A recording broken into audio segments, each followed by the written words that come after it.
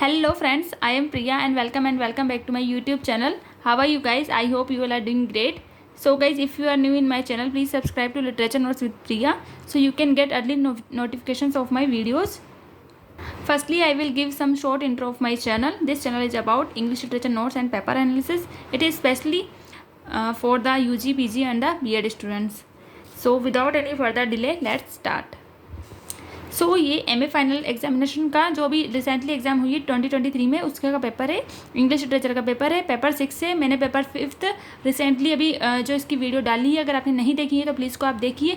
मैं उसका link description box में डाल दूंगी और आप मेरे चैनल को एक बार विजिट कर लीजिएगा, बिकॉज वहाँ पर आपके सिलेबस से और क्या क्या रिलेटेड है आपको देखने को मिल जाएगा। ये 19th सेंचुरी लिटरेचर का पेपर है, मतलब कि जो हमारा विक्टोरियन एज का पेपर है, इस पर टाइम अलाउड हमें 3 आवर्स दे रखा है, मैक्सिमम मार्क्स 100 है, 3 घंटे का पेपर है, 100 मार्क्स का है और हम इसको 3 सेक्शन में डिवाइड कर रखा है। सो हम देख लेते हैं जल्दी से। सबसे पहले जो यहाँ पर जो कुछ डायरेक्शंस या कुछ पेपर से रिलेटेड कुछ पॉइंट्स दे रखे हैं, आपको उनको रीड करना है। कई लोग इनको रीड नहीं करते हैं और कई बार यहाँ पे सडनली कुछ चेंज देखने को मिल जाते हैं एग्जाम से एग्ज़ाम में, तो हमें ये जो गलती है नहीं करनी है।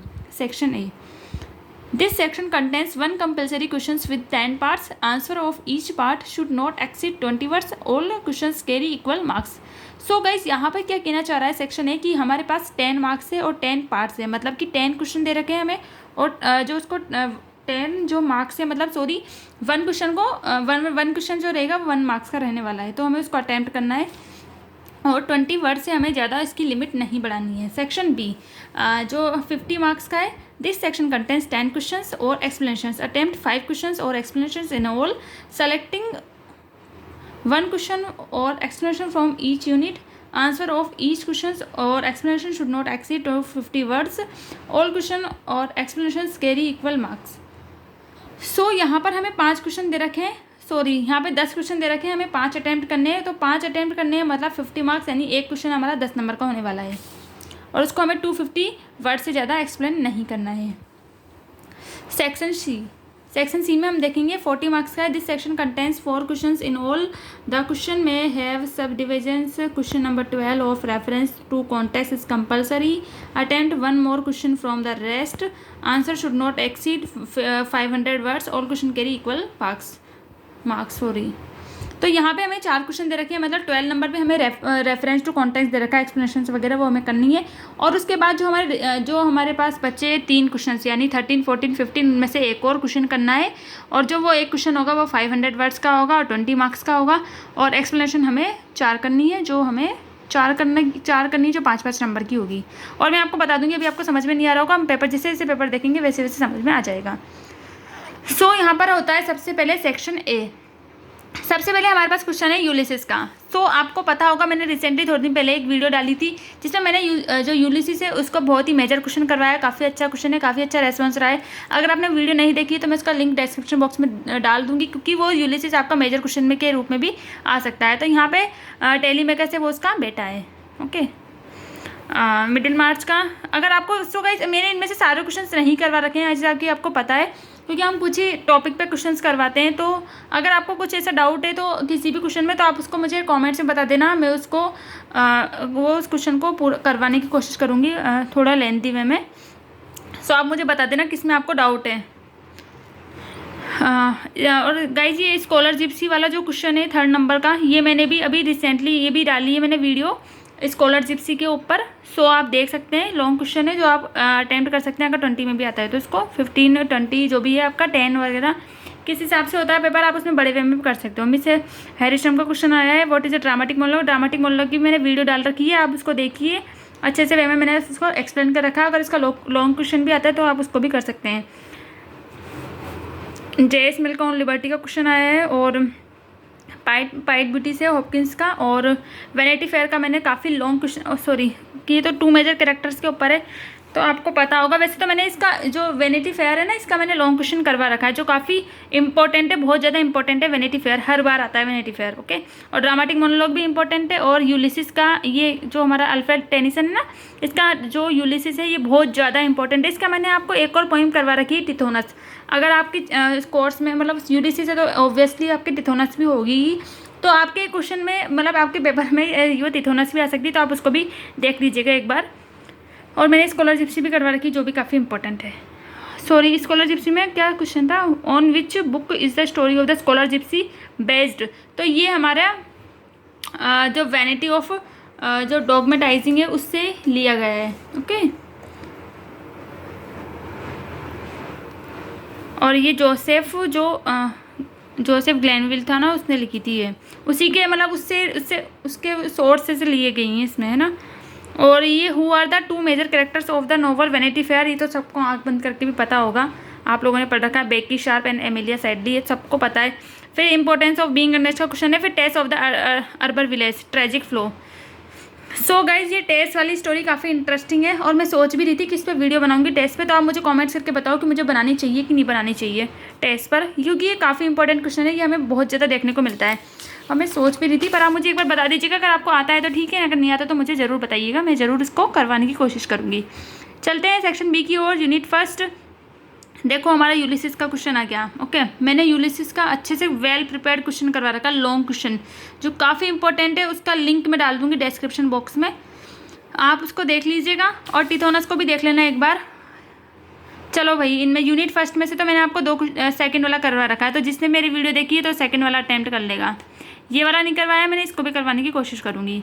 फिर फोर्थ एंड फिफ्थ में से फोर्थ वाला क्वेश्चन करवा रखा है स्कॉलर जिप्सी का, आप उसको देख लेना एक बार। फिर भी मुझे ये ग्रेट एक्सपेक्टेशन का मैं करवा दूँगी एक बार।